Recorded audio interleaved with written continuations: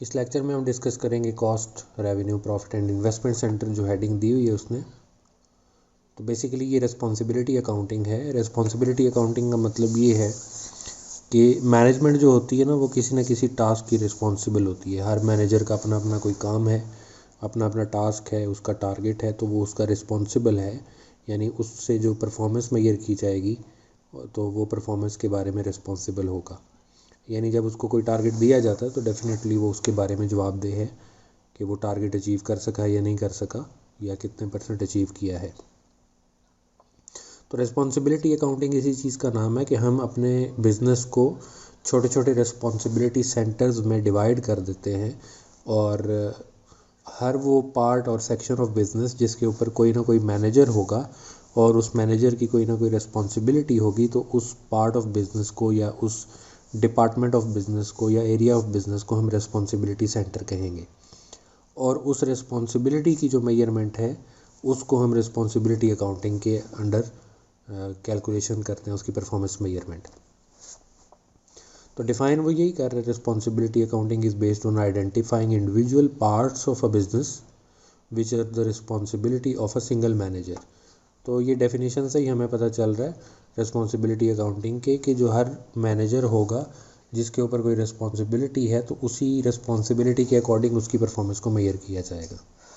A responsibility center is an individual part of a business whose manager has personal responsibility for its performance। यानी उस centre की या उस हम आसान अल्फाज में उसको डिपार्टमेंट कह लेते हैं। जैसे सेल्स डिपार्टमेंट है, परचेज डिपार्टमेंट है, HR डिपार्टमेंट है। तो ये जो डिपार्टमेंट्स हैं इन्हीं को ही रिस्पॉन्सिबिलिटी सेंटर कहते हैं। बाज़-औक़ात वो हायर लेवल पे होते हैं, बाज़-औक़ात बिल्कुल लोअर लेवल के जो डिपार्टमेंट्स हैं वो होते हैं। अब इन रिस्पॉन्सिबिलिटी सेंटर में जो सबसे पहली उसने बात की है या वो बताना चाह रहा है वो है कॉस्ट सेंटर। तो हमें उसके टाइटल से ही पता चल जाएगा कि कॉस्ट सेंटर एक ऐसा पार्ट ऑफ बिजनेस है जिसके मैनेजर के ऊपर जो उस सेक्टर की या उस सेक्शन ऑफ बिजनेस की कॉस्ट को कंट्रोल करना उसकी रिस्पॉन्सिबिलिटी है। इसीलिए इसको कॉस्ट सेंटर कहते हैं। यानी इसका जो मेन फंक्शन है वो परचेज से रिलेट करेगा, प्रोडक्शन से रिलेट करेगा, या वो चीज़ें जो कॉस्ट इनकर करती हैं बिज़नेस के लिए या कॉस्ट इनकर होने का सबब बनती हैं। तो ये कोई भी बिज़नेस का ऐसा पार्ट होगा जिसमें जो कॉस्ट लगाने का सबब बनता है, या उस इसलिए इसको कॉस्ट सेंटर कहते हैं। या उस पर रिस्पॉन्सिबिलिटी जो होती है वो कॉस्ट को कंट्रोल करने की है। कॉस्ट को कंट्रोल करना की जब हम बात करते हैं तो उसका मतलब ये होता है कि बिज़नेस अपने प्रॉफिट को इंक्रीज़ करना चाहता है। किसी भी बिज़नेस का जो पर्पस है वो मैक्सिमाइजेशन ऑफ प्रॉफिट है। तो मैक्सिमाइजेशन ऑफ प्रॉफिट इस तरह भी होती है कि आप कॉस्ट को मिनिमाइज़ कर लें। कॉस्ट को मिनिमाइज़ करने की टेक्निक्स हैं वो जो भी हैं, उसको डेफिनेटली एक टारगेट कॉस्ट दी जाएगी कॉस्ट सेंटर के मैनेजर को। तो उसकी रिस्पॉन्सिबिलिटी ये होगी कि वो अपनी एक्टिविटीज़ या अपने फंक्शन को उस कॉस्ट में रहते हुए परफॉर्म करे या उससे नीचे रहते हुए परफॉर्म करे। लेकिन वो इस तरीके से अपनी परफॉर्मेंस ना ज़्यादा करे, मतलब कॉस्ट तो वो सेव कर रहा हो लेकिन वो अपनी क्वालिटी ऑफ सर्विस को कॉम्प्रोमाइज़ कर रहा हो या जो क्वालिटी ऑफ प्रोडक्ट है उसको कॉम्प्रोमाइज़ कर रहा हो। तो ऐसे कॉस्ट को नहीं सेव किया जाता, इससे परफॉर्मेंस अच्छी नहीं की जाती। वो आगे हम उस चीज़ को भी डिस्कस करेंगे किसी सेक्शन में। तो डिफाइन कर रहे हैं cost centre is a production और सर्विस लोकेशन, फंक्शन, एक्टिविटी और आइटम ऑफ इक्विपमेंट। अब ये देखें कि 4 चीज़ें उसने बताई हैं कि या तो वो कोई लोकेशन है, लोकेशन से मुराद है कि वो कोई ब्रांच ऑफिस हो सकता है, कोई डिपार्टमेंट हो सकता है। फंक्शन की बात की है तो फंक्शन सेल्स एक फंक्शन है, परचेज़ एक फंक्शन है, मार्केटिंग एक फंक्शन ऑफ बिज़नेस है, फाइनेंस डिपार्टमेंट में जो अकाउंटेंसी हो रही है वो एक फंक्शन ऑफ बिज़नेस है। तो वो कोई फंक्शनल डिपार्टमेंट वो भी एक रिस्पॉन्सिबिलिटी या सेंटर हो सकता है, कॉस्ट सेंटर हो सकता है। कोई एक्टिविटी हो सकती है, जो एक्टिविटी बेस्ड कॉस्टिंग है वो क्योंकि एक्टिविटीज़ पे बेस कर रही होती है। तो ये जो एक्टिविटी की बात कर रहा है ये भी उस चीज़ से रिलेट करती है कि कोई एक एक्टिविटी ऐसी हो सकती है जिसकी वजह से बिज़नेस में कॉस्ट इनकर हो रही है। तो आपने उस एक्टिविटी को इस तरीके से परफॉर्म करना है कि कम से कम कॉस्ट में वो एक्टिविटी परफॉर्म हो जाए।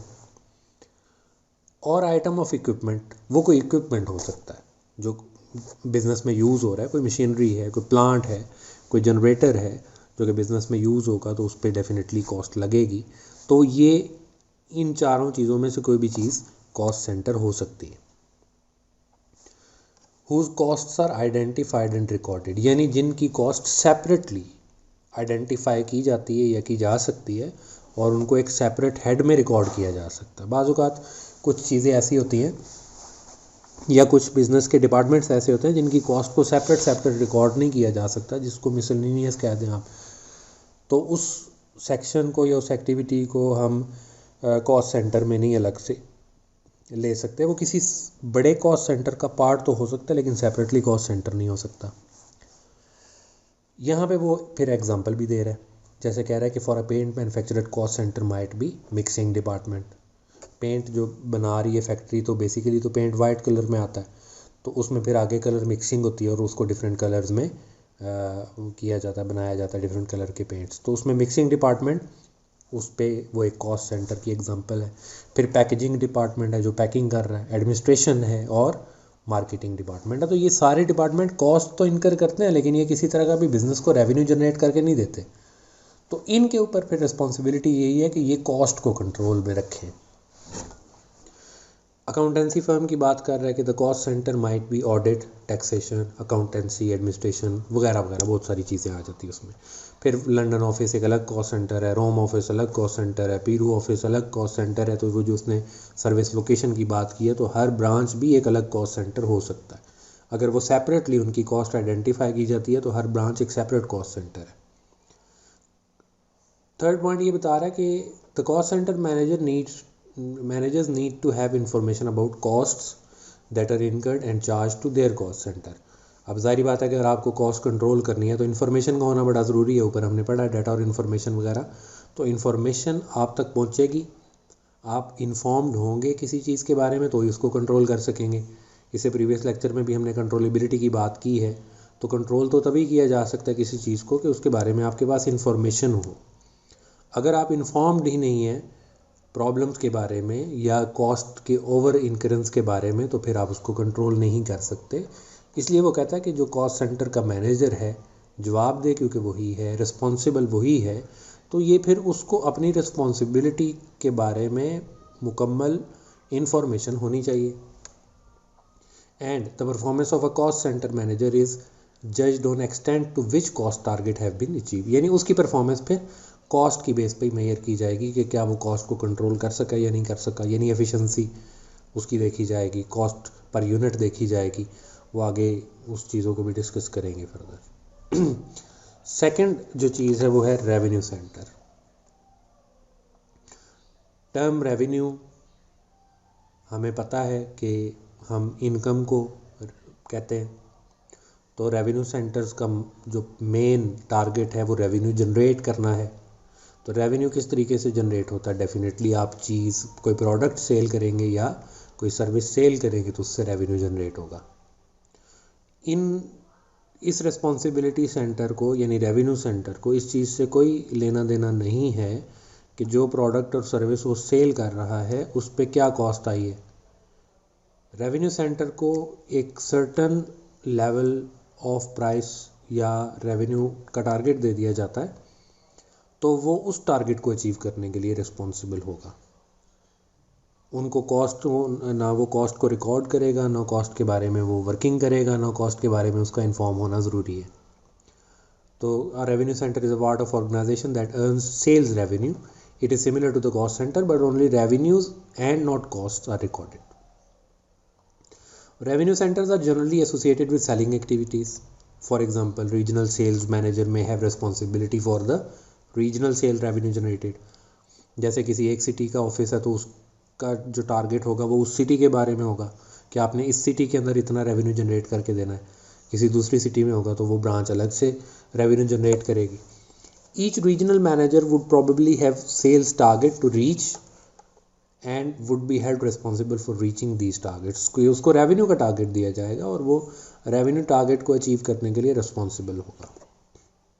And sales revenue earn must be able to be traced back to individual regional revenues cost center so that the performance। अब यहाँ पे वो कह रहा है कि sales revenue must be able to traced back to individual regional. आपको ये आपके पास कोई ऐसा मैकेनिज़्म होना चाहिए कि आप टोटल रेवेन्यू में से ये आइडेंटिफाई कर सकें कि इसमें कितना रेवेन्यू ब्रांच ए ने जनरेट किया है, कितना रेवेन्यू ब्रांच बी ने जनरेट किया है और कितना रेवेन्यू ब्रांच सी ने जनरेट किया है। अगर ऐसा कोई मैकेनिज़्म नहीं है, अगर आप इसको आइडेंटिफाई सेपरेटली नहीं कर सकते, तो फिर रिस्पॉन्सिबिलिटी जज नहीं की जा सकती या उसकी परफॉर्मेंस मेजर नहीं की जा सकती।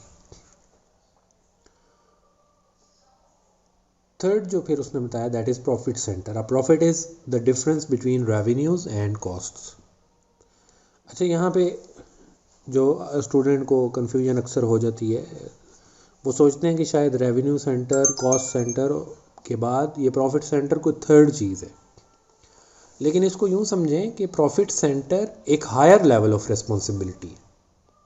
मतलब ये एक थर्ड सेपरेट रिस्पॉन्सिबिलिटी नहीं है, बल्कि वो जो दो रिस्पॉन्सिबिलिटीज़ थी, एक कॉस्ट की रिस्पॉन्सिबिलिटी है और एक रेवेन्यू की रिस्पॉन्सिबिलिटी है, उन दोनों के यानी दोनों के अपने अपने मैनेजर है। कॉस्ट सेंटर का अपना मैनेजर है और रेवेन्यू सेंटर का एक अपना अलग मैनेजर है। इन दोनों का एक बॉस होगा जो कि कॉस्ट सेंटर का भी रिस्पॉन्सिबल होगा कलेक्टिवली, उसके साथ रेवेन्यू सेंटर का भी रिस्पॉन्सिबल होगा। तो this is basically higher level of responsibility, यानी कि कोई सेपरेट थर्ड रिस्पॉन्सिबिलिटी नहीं है, ये लेवल ऑफ हायरार्की में चेंज आ रहा है। यानी दो मैनेजर्स थे, सेपरेट सेक्टर उनकी रिस्पॉन्सिबिलिटी थी, तो ये वाला जो मैनेजर है, जो प्रॉफिट सेंटर मैनेजर है, ये उन दोनों का बॉस है। तो डेफिनेटली ये कॉस्ट का भी रिस्पॉन्सिबल होगा, ये रेवेन्यू का भी रिस्पॉन्सिबल होगा, दोनों का डिफरेंस एक प्रॉफिट है। तो इसके पास जो टारगेट होगा वो प्रॉफिट के बारे में होगा। तो ये फिर उन दोनों को मॉनिटर करेगा, कॉस्ट सेंटर मैनेजर को भी कि वो अपना टारगेट पूरा करे, सेल और रेवेन्यू सेंटर मैनेजर को भी कि वो अपना टारगेट पूरा करे। डेफिनेटली वो दोनों अपना टारगेट पूरा करेंगे तो जो इसका टारगेटेड प्रॉफिट है वो खुद ब खुद अचीव हो जाएगा। तो this is basically the higher level of responsibility, not a separate responsibility center. तो इस चीज़ को आप इस तरीके से देखेंगे। तो profit center is part of business for which both the cost incurred and revenue earned are identified. इसके एग्जांपल में आप क्या ले सकते हैं कि ब्रांच है, उस ब्रांच में सेल्स भी हो रही हैं और उस ब्रांच में डेफिनेटली कोई कॉस्ट सेंटर्स भी हैं, प्रोडक्शन भी हो रही है या वॉट एवर, वहाँ पे कॉस्ट सेंटर्स भी हैं। तो जो ब्रांच का हेड होगा यानी ब्रांच मैनेजर होगा, तो वो दोनों की रिस्पॉन्सिबिलिटी लेगा। तो ब्रांच एज अ होल एक प्रॉफिट सेंटर है और उस ब्रांच के अंदर जो फंक्शंस हैं, रेवेन्यू का अलग और कॉस्ट का अलग, तो वो सेपरेटली इंडिविजुअल बेसिस पे वो रेवेन्यू सेंटर और कॉस्ट सेंटर है। तो अब यहाँ पे वो आगे वो बात कर रहा है, profit centre are often found in large organisation with a divisionalised structure and each division is treated as a profit centre. यानी जहाँ पे हर डिवीजन में सेपरेट प्रोडक्शन भी हो रही है, यानी कॉस्ट्स भी लग रही हैं और रेवेन्यू भी जनरेट हो रहा है, तो वो डिवीजन एज अ होल एक प्रॉफिट सेंटर है। Within each profit center there could be several cost centers and revenue centers. Several cost centers में तो हमें समझ आती है कि अकाउंटिंग डिपार्टमेंट एक अलग कॉस्ट सेंटर है, परचेज डिपार्टमेंट एक अलग कॉस्ट सेंटर है, मार्केटिंग एडवर्टाइजिंग डिपार्टमेंट एक अलग कॉस्ट सेंटर है। इसी तरह सेवरल रेवेन्यू सेंटर में भी हो सकता है कि एक डिपार्टमेंट प्रोडक्ट ए सेल कर रहा है, दूसरा product B, third product C, तो ये डिफरेंट रेवेन्यू सेंटर्स भी हैं। The performance of profit center, ये प्रॉफिटेबिलिटी रेशोज़ जो हैं फाइनेंशियल अकाउंटिंग में भी हैं, यहाँ पे भी उनका एक इंट्रोडक्शन लेवल का हम पढ़ेंगे।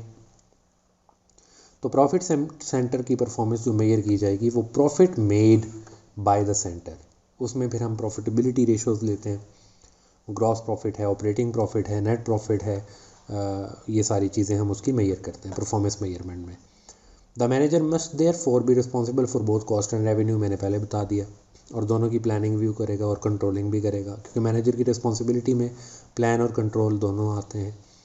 डाटा एंड इन्फॉर्मेशन, अब जैसे हमने पहले पढ़ा कि जो कॉस्ट सेंटर का मैनेजर होगा he must be informed about the cost of that particular centre, और जो रेवेन्यू सेंटर का मैनेजर है उसके पास इंफॉर्मेशन होनी चाहिए रेवेन्यूज़ की, जबकि एक प्रॉफिट सेंटर का मैनेजर दोनों से related data and information collect करेगा और उसको एलोकेट भी करेगा और उसको व्यू भी करेगा। और फोर्थ है इन्वेस्टमेंट सेंटर। तो इन्वेस्टमेंट सेंटर में इन्वेस्टमेंट सेंटर एक प्रॉफिट सेंटर तो है ही है, ऑलरेडी एक प्रॉफिट सेंटर उसमें प्रॉफिट मेजरमेंट हो रही है, यानी कॉस्ट भी हैं रेवेन्यूज़ भी हैं।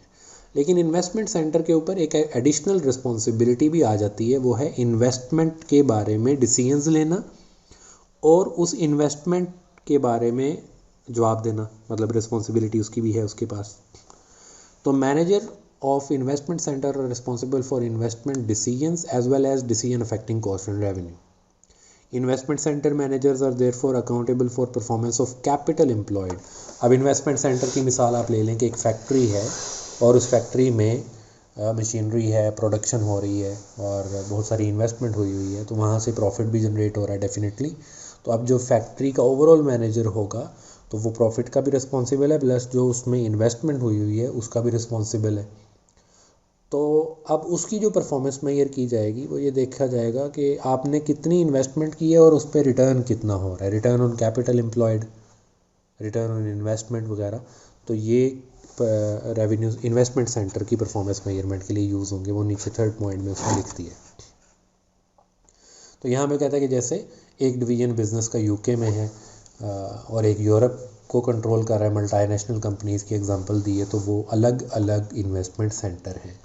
जैसे पाकिस्तान में यूनिलीवर पाकिस्तान में भी प्रोडक्शन कर रहा है, वो यूरोप में भी कर रहा है, वो अमेरिका में भी कर रहा होगा, तो पाकिस्तान उसका एक अलग इन्वेस्टमेंट सेंटर होगा, यूरोप में उसकी जो फैक्ट्रीज़ होंगी वो अलग इन्वेस्टमेंट सेंटर हैं। तो इस तरीके से डिवाइड या डिस्ट्रीब्यूट किया जाता है रिस्पॉन्सिबिलिटीज़ को। नेक्स्ट टॉपिक में फिर उसने financial cost and management accounting में डिफरेंस बताया है, डिफ़ाइन किया, डिफरेंस बताया। फाइनेंशियल अकाउंटिंग वी नो के बेसिकली फाइनेंशियल अकाउंटिंग का जो मेन पर्पस है वो है to record the financial transactions. Mainly तो वो रिकॉर्ड करेगा, तीन चीज़ें आ जाती हैं, recording, organising and summarising.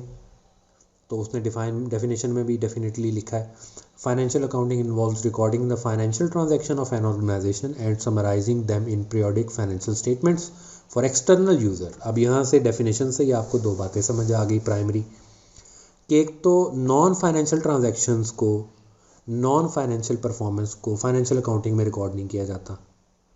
Non financial क्या चीज़ है? नॉन फाइनेंशियल है skills of labour, efficiency of machinery, ठीक है, ये चीज़ें जो हैं ये नॉन फाइनेंशियल हैं। तो रिकॉर्ड किया जाएगा, ऑर्गेनाइज एंड समराइज किया जाएगा फाइनेंशियल ट्रांजैक्शंस को। एंड दूसरा जो उसका पॉइंट हमें समझ आया वो ये है कि financial statements are mainly made for external user. External user कौन है? गवर्नमेंट है, जिसको आपने टैक्स देना है, तो वो आपका टैक्स प्रॉफिट के ऊपर लगेगा। कॉरपोरेशन वो जो प्रॉफिट आप अर्न करेंगे, कंपनीज प्रॉफिट अर्न करती है तो वो टैक्स लगता है उस पर। तो वो यूज़र है, वो डेफिनेटली अगर आप टैक्स जमा करवाएंगे, डिपॉजिट करवाएंगे टैक्स, तो अगर आपका ऑडिट किया जाएगा तो ये देखा जाएगा कि आपने फाइनेंशियल स्टेटमेंट जो बनाई है टैक्स भी उसके अकॉर्डिंगली जमा करवाया या नहीं करवाया। फिर दूसरा यूज़र कौन है उसका? इन्वेस्टर, पोटेंशियल इन्वेस्टर जो है, जो शेयर्स कंपनी के ख़रीदेंगे, तो वो पहले देखेंगे कि ये कंपनी कितना प्रॉफिट अर्न करती है, प्रॉफिटेबिलिटी उसकी क्या है, फिर उसमें कैपिटल इन्वेस्टमेंट कितनी है, रिटर्न ऑन कैपिटल कितना है, डिविडेंड कंपनी किस तरह डिवाइड कर डिस्ट्रीब्यूट कर रही है, तो ये सारी चीज़ें एज एन इन्वेस्टर वो देखेंगे। फिर बैंक एक एक्सटर्नल यूज़र है जो जब लोन देता है तो वो आपकी प्रॉफिट स्टेटमेंट को देख के देता है कि आप इतना प्रॉफिट अर्न कर रहे हैं कि आपको आप लोन वापस कर सकेंगे या नहीं। तो वो जो एक्सटर्नल यूज़र है who wish to analyze and interpret the financial position of the organization. Purpose मैंने बता दिया कि वो क्यों एनालाइज करेगा या क्यों उसको इंटरप्रेट करेगा। The main duties of financial accountant including maintaining the bookkeeping system of the nominal ledger, payable control ledger, receivable control ledger and so on, and to prepare financial statement as required by the law and accounting standards. वो financial accounting में इसकी तफसील आप पढ़ेंगे। Information produced by the financial accounting system is usually insufficient for the need of management. Decision making में सिर्फ financial information sufficient नहीं होती, काफ़ी नहीं होती, आपको बहुत सारे non financial factors को भी देखना पड़ता है। जैसे पहले मैंने अभी बताया थोड़ी देर पहले कि जो लेबर की स्किल्स हैं, लेबर की एफिशिएंसी है, मशीन की एफिशिएंसी है, ये भी कुछ ऐसे फैक्टर्स हैं जो आपको डिसीजन मेकिंग में कंसिडर करने पड़ते हैं। सिर्फ पैसे की बात नहीं होती, मतलब आप एक बड़ा सा ऑफिस ले लें और बड़ा उसको इन्वेस्ट करके और बड़ा अच्छा ऑफिस बना लें, लेकिन उस ऑफिस के नियर बाय कोई आपको लेबर ना मिले, आपको कस्टमर ना मिले, तो उस इतनी ज़्यादा इन्वेस्टमेंट का कोई फ़ायदा नहीं। तो मैनेजमेंट का जो डिसीजन होता है बिजनेस के बारे में, उसमें नॉन फाइनेंशियल इन्फॉर्मेशन को भी कंसिडर किया जाएगा। कॉस्ट एंड मैनेजमेंट अकाउंटिंग क्या है? ये बेसिकली रिकॉर्ड करती है कॉस्ट को। कॉस्ट अकाउंटिंग का तो मेन पर्पज़ ही कॉस्ट्स को रिकॉर्ड करना है। And the profit of individual product and services. अब जो फाइनेंशियल अकाउंटिंग है ना, उसमें तो कलेक्टिव बनाई जाती है कि ओवरऑल कितना रेवेन्यू जनरेट किया, कितनी आपकी कॉस्ट थी और क्या प्रॉफिट हुआ। लेकिन कॉस्ट एंड मैनेजमेंट अकाउंटिंग में हम फिर इसको डिवाइड कर देते हैं सेपरेट सेक्शंस में।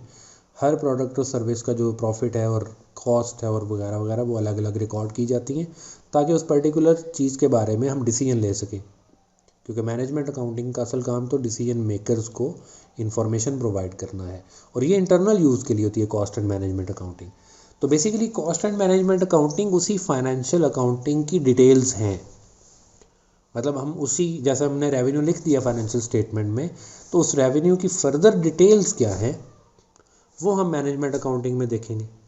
हमने कॉस्ट लिख दी, हमने बता दिया भाई हमारी क्लोजिंग इन्वेंट्री की एक अमाउंट है 10 million.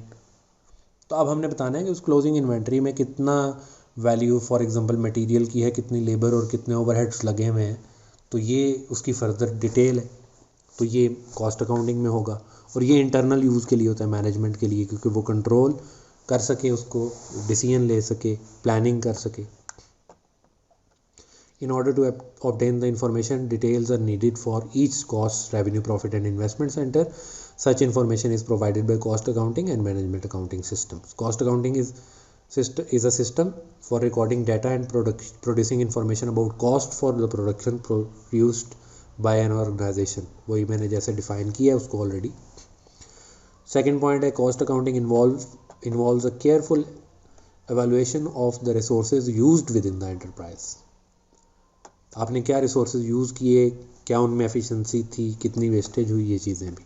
The techniques employed in cost accounting are design to provide financial information about the performance of the enterprise and possibly the direction that future operation should take. मतलब control activity में ये होता है कि आपने कैसे पहले काम किया और किस तरह उसको बेहतर किया जा सकता है, तो आने वाले सालों में आप कंट्रोल एक्टिविटीज़ परफॉर्म करते हैं।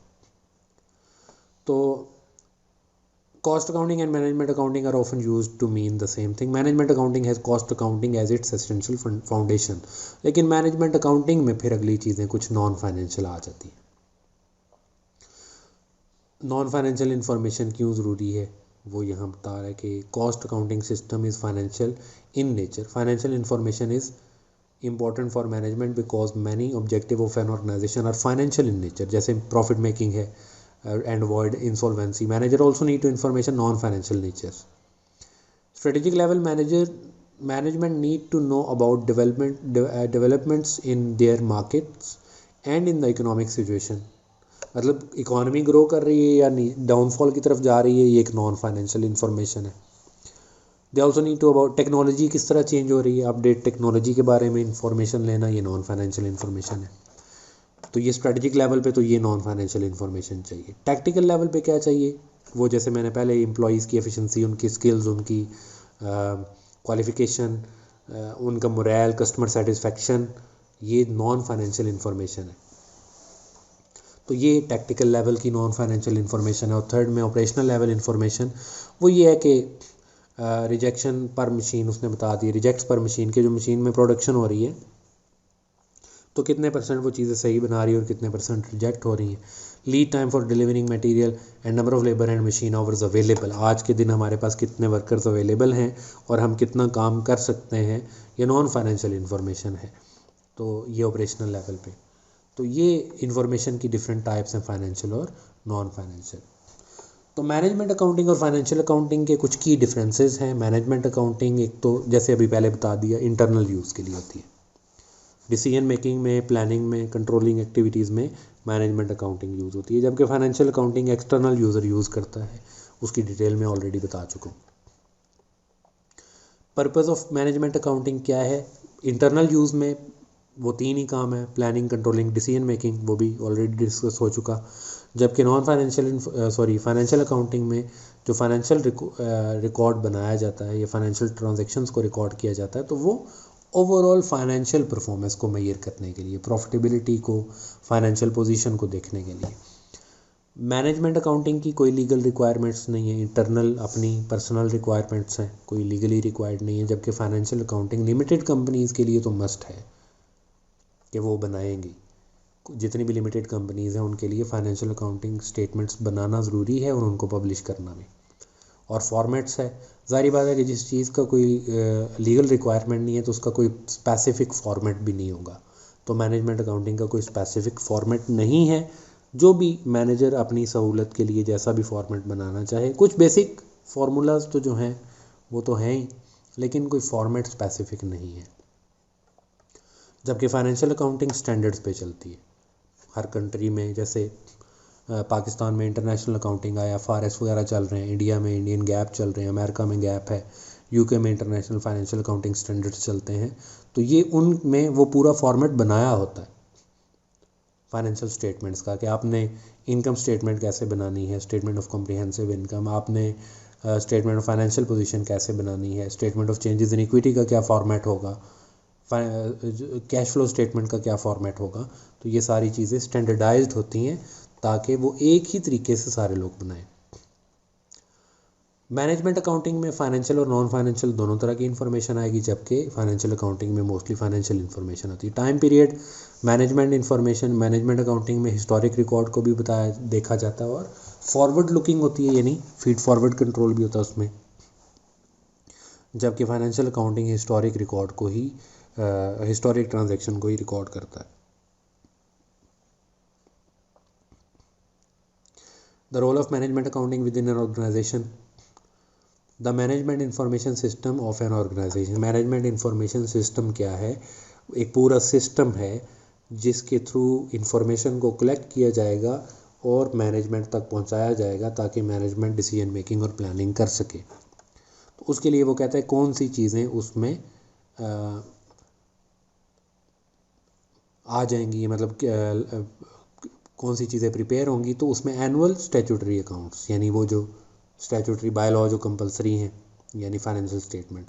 बजट और फोरकास्ट आ जाता है, ये भी एक इन्फॉर्मेशन का सोर्स है।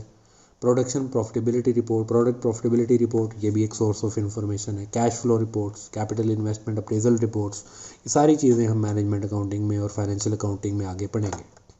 Sale tax return on government departments, standard cost and variance analysis report. तो ये सारी तरह की रिपोर्ट्स जो होती हैं वो source of information for management है।